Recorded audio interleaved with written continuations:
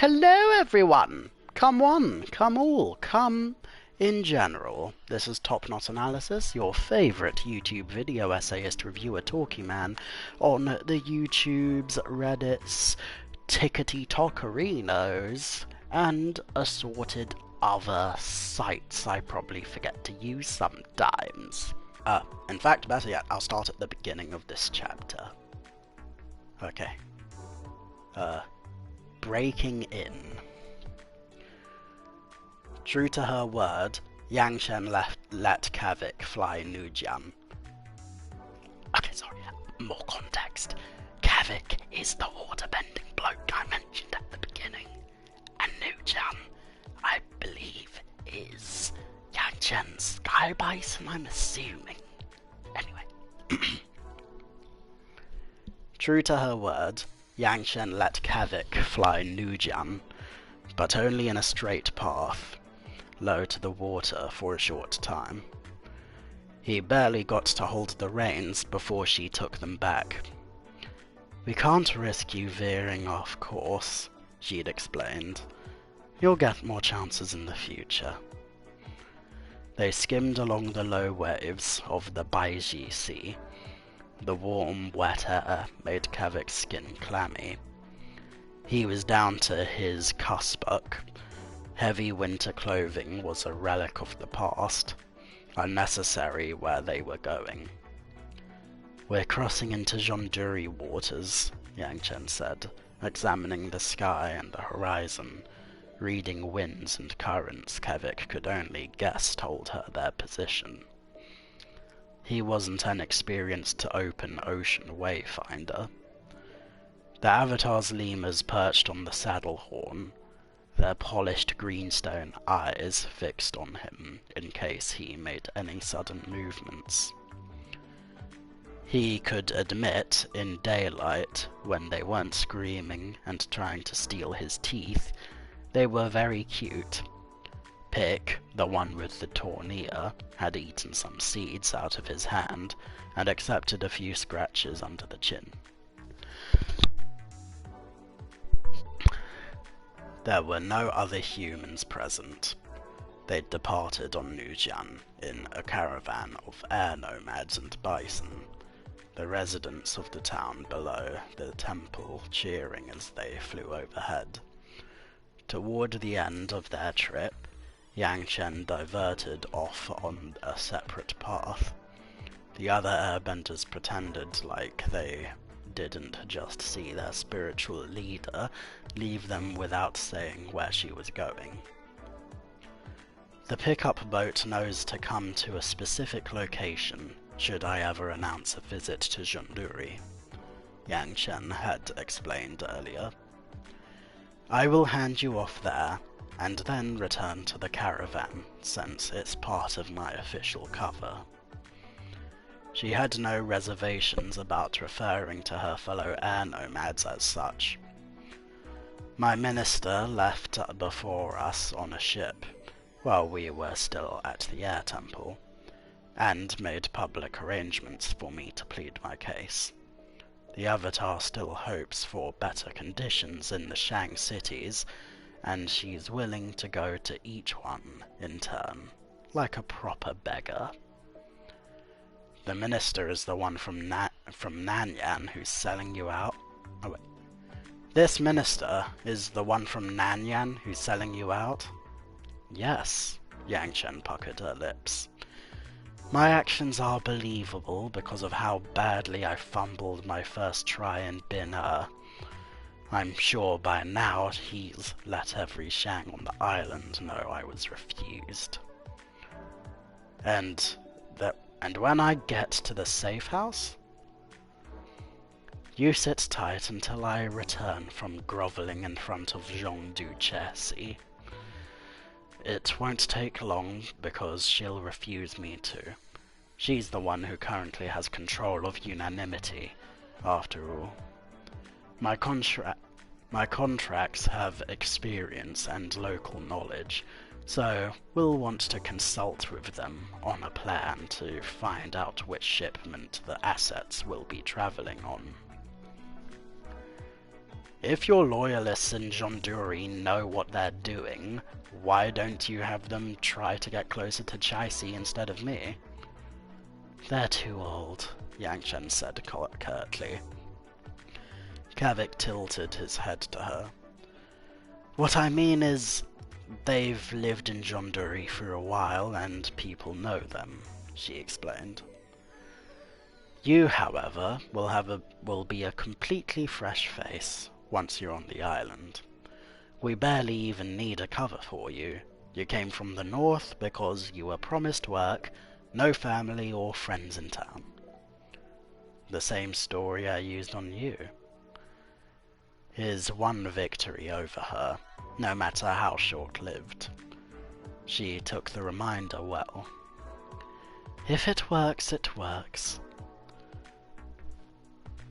After a few more minutes, Nujian came to a stop, hovering above the water. Yangchen hopped over to the saddle and rummaged through their supplies until she found a large empty bladder. With the might of airbending, she inflated it in one breath and tied the seal tight. What is that, some sort of signal? Kavik said.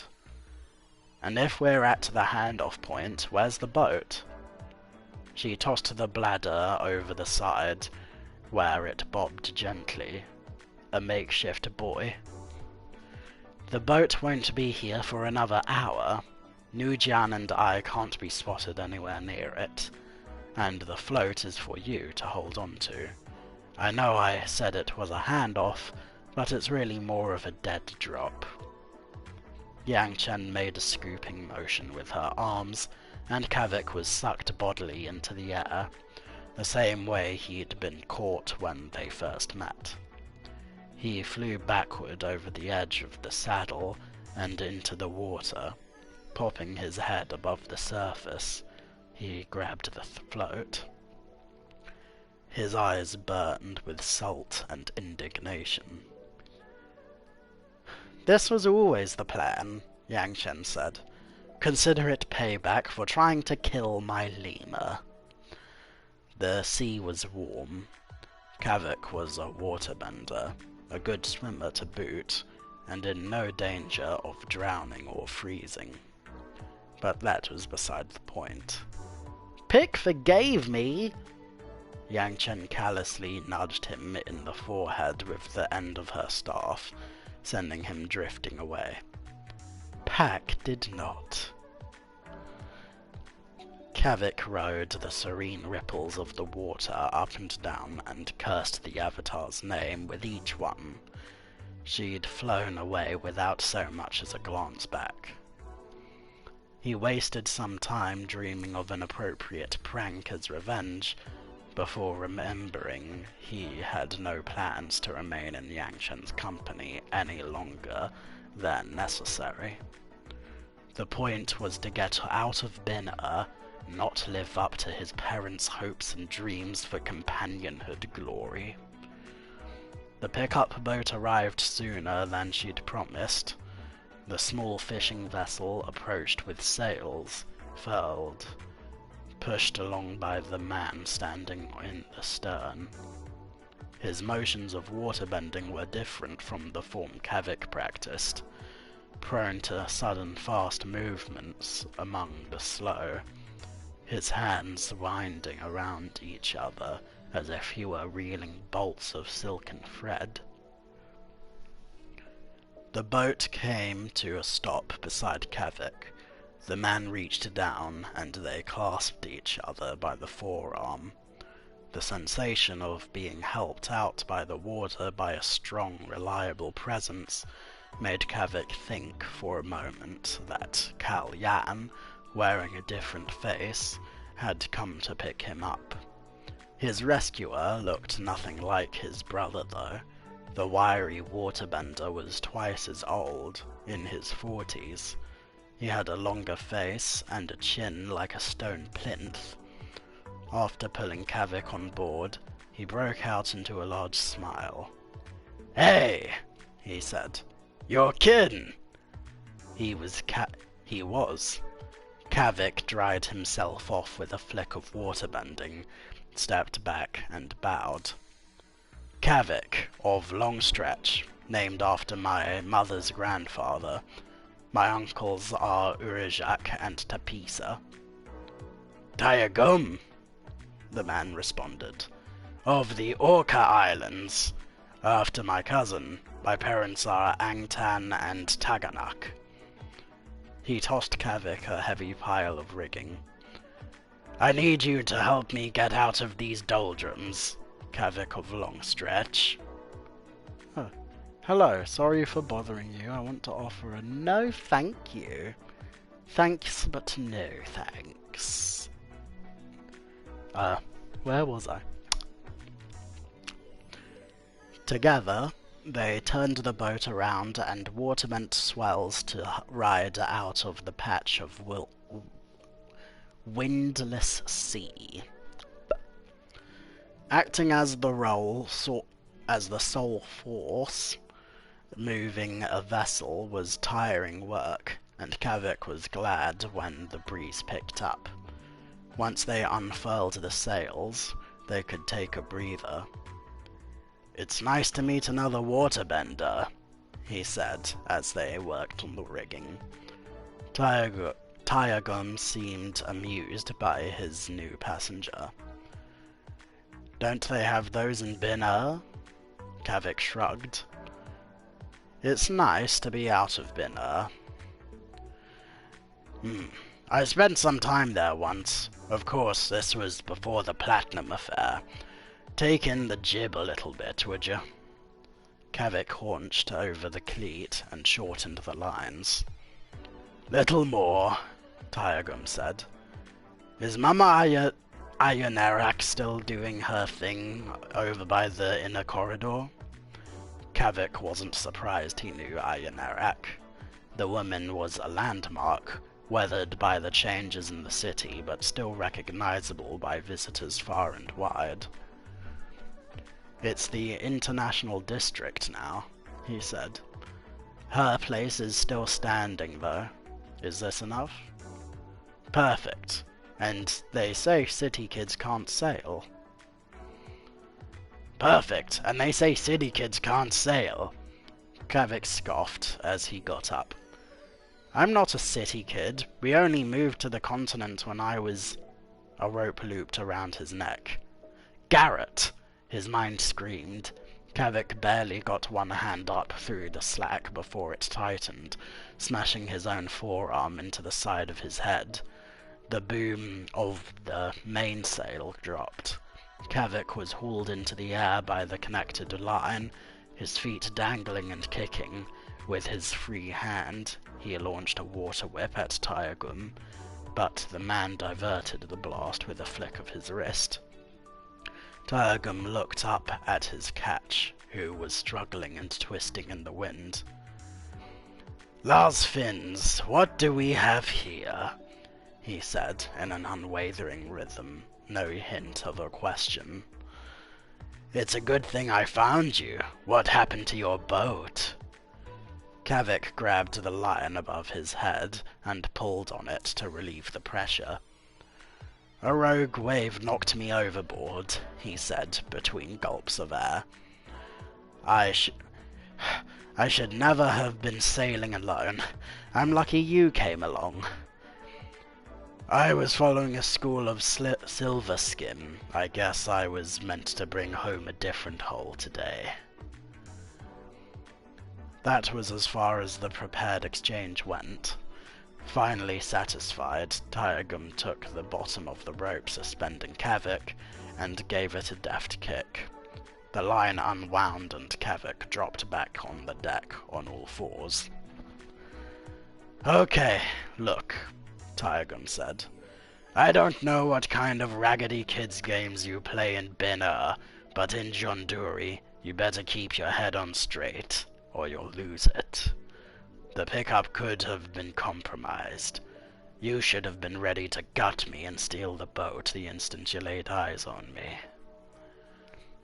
Kavik wanted to tell him off, but he was right. The shame hurt worse than the rope burns. He was cue to this guy. That really stung. Would I have been able to? He asked, deflecting the conversation away from his own sloppiness. Overpower you and steal the boat? Taegum snorted. No, don't forget your passphrases next time. Jonduri grew swiftly on the horizon, an undulating rocky wave between the layers of blue. Kavik had heard stories about the sweltering island from contacts with international privileges. The place had a reputation for thin walls and hard checkpoints. Most of the island is surrounded by cliffs and dangerous shoals, Taegum explained. So we can't get you through beaching the boat. How dangerous are we talking about? Nearly every section of the coast has a name like Tiger Dillo's Roar or Limpet's Teeth. Neither of us are good enough waterbenders to survive an attempt to lay shore. There is only one usable port in all of Jonduri, which I assume is God to the gills, Kavik said. You assume correct. This boat is authorized to leave and enter the harbor with only 2 people, me and my assistant. Taegum tossed a copper plate to Kavik. It was green with corrosion from the salt air. Here's his pass. He's hiding out for today, and you're taking his place on the return home. The harbor agents know our faces, but one of them is brand new, and so far, not spectacular at his job. If everything went off perfectly last night, he should be too hungover to notice the switch. You're the same height and build as my usual guy, so keep the sun at your back, and the inspector won't even look you in the eye. Kavik couldn't believe what he was hearing. After Taegum's warning to be on top of his game, he'd expected a secret entranceway buried under the water, or a hefty bribe to secure their entry.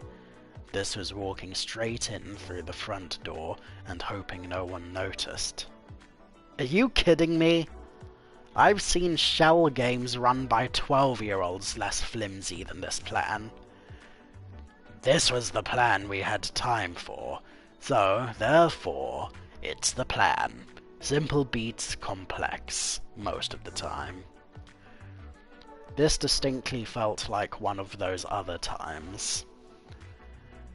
At least tell me what this person sounds like, talks like. Is there anything noticeable about his gait? Asu. I'm not asking you to perform love amongst the dragons here. Just keep your mouth shut and do what the agent tells you. Sweat beaded on Kavik's brow as they got closer, humidity and fear working together against him. He could see the city of Jonduri now, the towering bamboo constructions inlaid into the steep hillside. The green riot of vine-covered cliffs, a gentler slope was painted in stripes, terraced tea fields. Grand junks with battened sails dominated most of the harbour. Behemoths at a trough. Behemoths at a trough needing to be fed. Their sheer lines swooped fore and aft high above the water, wooden walls as thick as castles, as if to let anyone walking their decks sneer down at the surface dwellers below.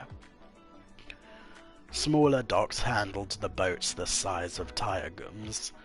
In the distance, Kavik saw a man already limping down the long pier, presumably to greet them. Blast, Taegum muttered. Blast, blast, blast. That's not Ping waiting for us. That's Ping's boss. Oh boy. Mulan. Sorry. Okay, moving on. The boat rocked under Kavik's feet. What does that mean for the plan? He's seen my assistant before. Not as often as the junior agents, but he's definitely met him at least once. Kavik took it to mean they were up a creek and steadily losing their grip on the paddle. Do you think he'll remember? Shut up and let me think. You don't have time to think. Diagon ran around to the stern and pushed hard with the waterbending to slow their approach. Kavik started to help him, but was waved off.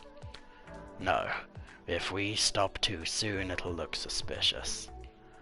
Arriving at their doom at the correct speed seemed like the wrong priority. Kavik could come up with only one idea, and it stunk. You said I was the same height and build as your normal assistant. Do we have the same hair? The other waterbender was too busy with the boat to look up. What? Do we have the same hair? Yes, for Tu's sake. Oh no, Twee! Oh, Twee! Oh yeah, Twee, as in T-U-I, as in Twee and La, the water spirits of the northern water. Anyway. Yeah. For all the British people who read that, like, oh Twee, look, it's Twee! Like Doctor Who wearing a gingham apron and a tweed jacket and a monocle and a purple top hat like Willy Wonka.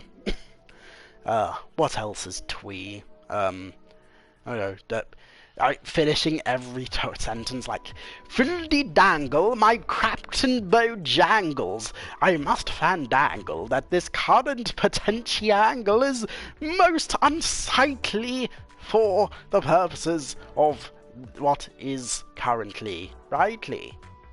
Okay, sorry, moving on.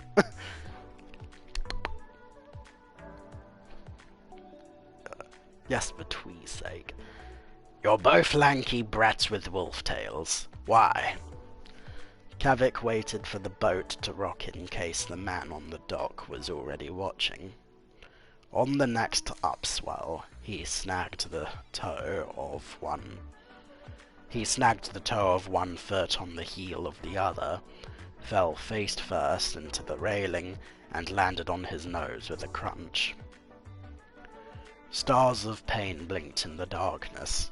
Kavik caught the blood pouring from his nose and smeared it all around his face. The motion shifted his broken cartilage, and he screamed through clenched teeth. Tyagum came running. What did you— Oh, this might work. It had better. Kavik kept his eyes shut as the boat pulled in and Tyagum lashed them to a piling. He was helped onto the planks of the dock. Harbour Master Lee, Tyagum said. Where's Ping? Ping was terminated for incompetence, said a voice that like scraped sinews. What happened here? Got his foot caught on the coil and bashed his head in, Tyagum said. Kavik groaned. He tented his hands over his face, droplets of blood pattering down from his elbows. Let me see how bad it is, said Lee. Kavik peeked through his fingers. The blurry shape of a weathered ancient Fire Nation man came into view. Lee's wrinkled frown was stone cold, but Kavik detected a hint of grandfatherly concern in his dingy gold eyes. Of all the ways he thought he might get nabbed in Jonduri, the kindness of a security agent wasn't high on his list. Kavik suddenly doubled over and retched pink slime near Lee's mirror-shined boots. He wasn't completely faking. Too much blood had trickled down his throat. Lee hissed and jumped back, quick for his age. "You idiot!" the harbour master snapped. "You've been at this job for how long and you still don't have your sea legs?" "Apologies," Tiregum said. "I'll get him fixed up." He grabbed Kavik by the collar. You keep your head down and forward, you hear?" he said. Else you'll choke." Kavik moaned. Tiregum led him down the pier, his face lowered out of courtesy. People got out of their way. He was in, and he'd bled for the Avatar. His parents would be proud. Okay, that's the end of chapter so-and-so, breaking in. And, okay, yeah. I think I'll call that there, at least for the time being. I might read a little more off stream. But, yeah. Thoughtifications. Okay, wow. That was a close shave. Looking forward to seeing, oh boy, looking forward to seeing the implications of how this works out next time. Because, I mean, what if the other guy, like the guy who was, Tiregum's actual shipmate, what if he comes back some other way and there ends up being a conflict of interest, let's say, or like one of those coincidental, oh my god, this wasn't meant to happen like this, now they know I'm a fraud, and so forth. But yeah, that is a possibility. We shall see how that goes eventually. And yeah, a little bit of light roasting between Yangchen and Kangadang, and the Ting Tang Walla Walla Bing Bangs. So yeah, that was pretty nice. Also,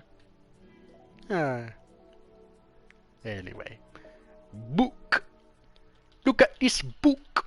It's like a Facebook, you know, part face, part book, all Facebook, multiple faces even if we can't see this man's face entirely.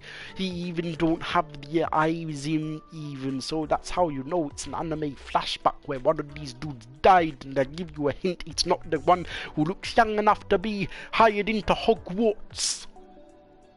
So yeah. So, I think I'll call that here for the now. Yeah. So, this has been Top Knot Analysis, your favourite YouTube video essayist reviewer talking man on the YouTubes, Reddits, Tumblrinos, and Tickety Talks. Be sure to follow Top Knot Analysis on my YouTube channel, which has my video essays and reviews and stuff, and also my side channel, Top Knot Plays and Funtime Politics, which has both my Let's Play highlights, some of my better VODs, and also episodes of my podcast series, Funtime Politics. It's a fun time, it's about politics, and sometimes it's about trains. So yeah, take care now, bye-bye then, and one more little update for you coming at you live. I also happen to have recently been doing a little bit of editing for the next episode of Birdwatching, where I'll be analysing The Arsonist from Philosophy Tube. So yeah, look forward to that, dear viewers. Take care now, bye bye then, and I will talk to you later.